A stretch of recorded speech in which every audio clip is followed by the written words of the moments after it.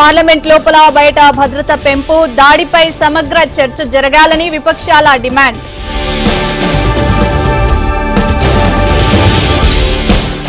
Parliament భద్రతా వైఫల్యంపై కొనసాగుతున్న దర్యాప్తు. గురుగ్రామ్లో మరో ఇద్దరిని అదుపులోకి తీసుకున్న ఢిల్లీ పోలీసులు.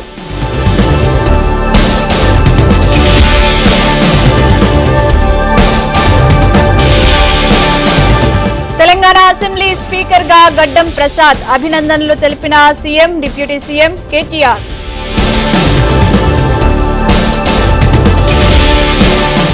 ప్రోటెం స్పీకర్ వెళ్లాక సభకు కమలం నేతలు ప్రమాణం చేసిన బీజేపీ సభ్యులు.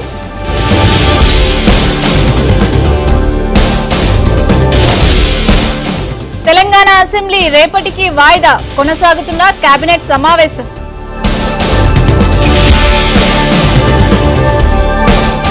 మంత్రులుగా బాధ్యతలు చేపట్టిన భట్టి, శ్రీధర్ బాబు. మహాలక్ష్మి పథకానికి 374 కోట్లు విడుదలపై డిప్యూటీ సీఎం సంతకం.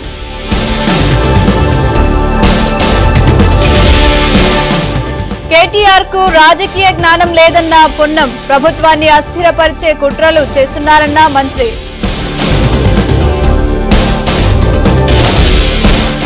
భూ కబ్జాతో తనకు సంబంధం లేదు, కోర్టును ఆశ్రయిస్తానన్న మాజీ మంత్రి మల్లారెడ్డి.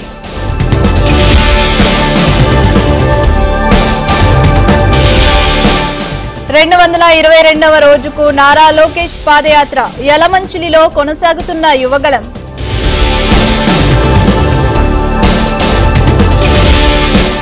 సత్యసాయి జిల్లా కదిరిలో వైసీపీకి బిగ్ షాక్. నేడు చంద్రబాబు సమక్షంలో టీడీపీలోకి ముఖ్య నేతలు.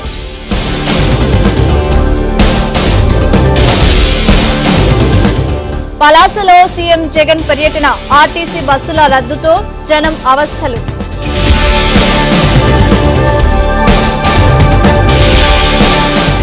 విశాఖ ఇండస్ ఆసుపత్రిలో భారీ అగ్ని ప్రమాదం. మంటల్లో చిక్కుకున్న పలువురు రోగులు.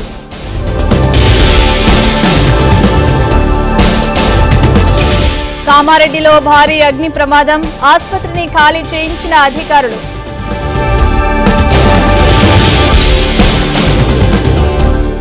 ఏపీలో 3వ రోజుకు చేరిన అంగన్వాడీల సమ్మె. వివిధ రూపాల్లో అంగన్వాడీల నిరసన.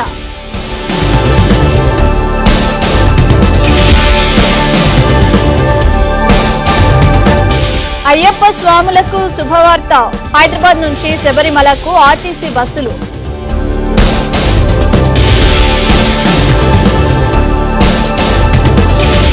విశాఖలో కేంద్ర నిపుణుల కమిటీ పర్యటన. హైకోర్టు ఆదేశాలతో రుషికొండపై నిర్మాణాలు పరిశీలన.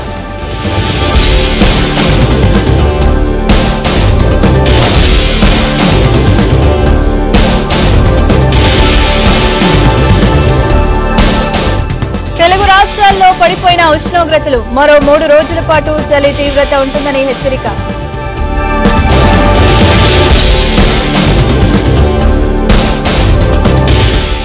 లాభాల్లో దూసుకుపోతున్న స్టాక్ మార్కెట్లు. ఆల్ టైం గరిష్టానికి సూచీలు. 21,000 దాటిన నిఫ్టీ.